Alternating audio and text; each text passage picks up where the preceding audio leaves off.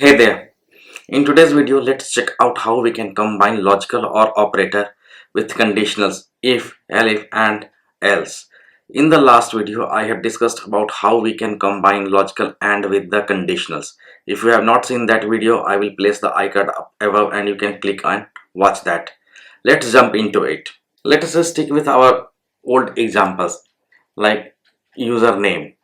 This is that I have been using it from the very beginning. So let me copy this line from my previous video, copy and paste it over here. Now what if I say is that root has got an alias called admin. So now we know that root and admin both are the same user. So we can write something like this here. If username is equal to root or username is equal to admin, then we can say print welcome root slash admin. Else we can say print unknown user. When I run this program and right here enter username as root, I am getting welcome root or admin. One more time, this time I am putting here admin. Again I am getting the same message. Final. Let's say I am writing here test. Now I will be getting unknown user. If you closely observe, we can achieve the same thing using an elif construct as well. So I can write here if username is equal to root, then I am going to say print welcome root admin. Elif username is equal to admin. Again, let me copy this line from here. I can print it over here, and finally else we can say print unknown user. It is going to give me the very same output, but the only thing here is that normally if elif construct is used when your course of action or your code for each condition is different.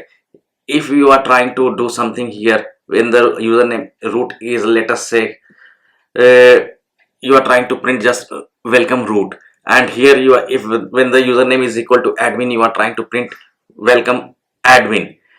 In such cases it makes more sense to use if elif construct. In case your course of action or your code, better to say, if it is same, then it is advisable to use elif or construct, because it makes your code compact and concise. Here if you can see, here we have got 6 lines of code, and what we are achieving here with only 4 lines. In fact, you can put here multiple conditions as well.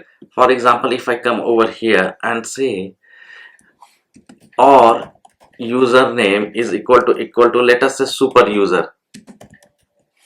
Now if I have to put it over here, then what will happen is that I need to add 2 more lines over here. Super user. But here again, as I said earlier, our course of action or the code is exactly same in under if condition, elif condition 1, elif condition 2. So it now this 8-line code, now it is compacted into just a 4-line code. So in such conditions it is better to use the or construct along with the conditionals. One thing that you need to bear in mind is that when you are using this construct, let me for a moment make it a comment. If username is equal to root or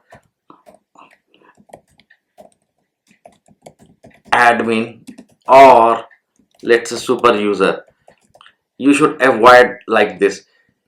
You always have to give it the full variable name over before each of the conditions here.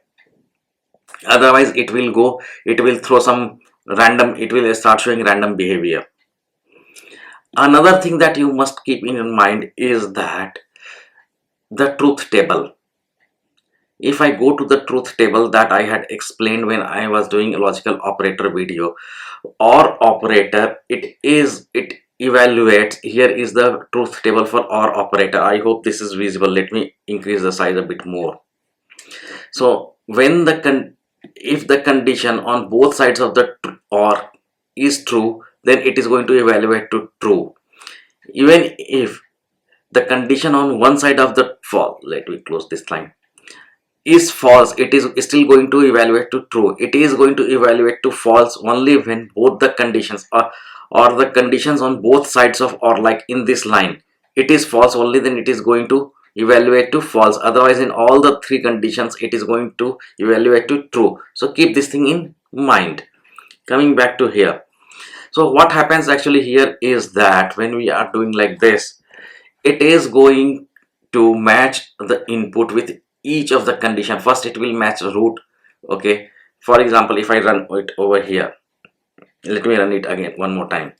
So if I say that super user, now what is happening over here is that it will first match it with root. Is the username equal to root? No, it is false. So it will move on to the second condition. Is the username is equal to admin?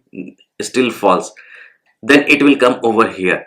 Is the user underscore name is equal to super user? Yes. Then it is going to print out over here. The moment it finds a true value, it is going to break out of the loop. It will not check any further. If all the conditions evaluate to false, then it will move on to the else block.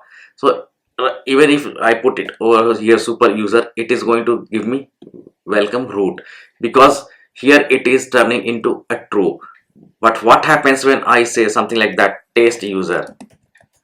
Now it is not matching with the any of the conditions given here in line number 3. User underscore name is equal to root? No, it is test user.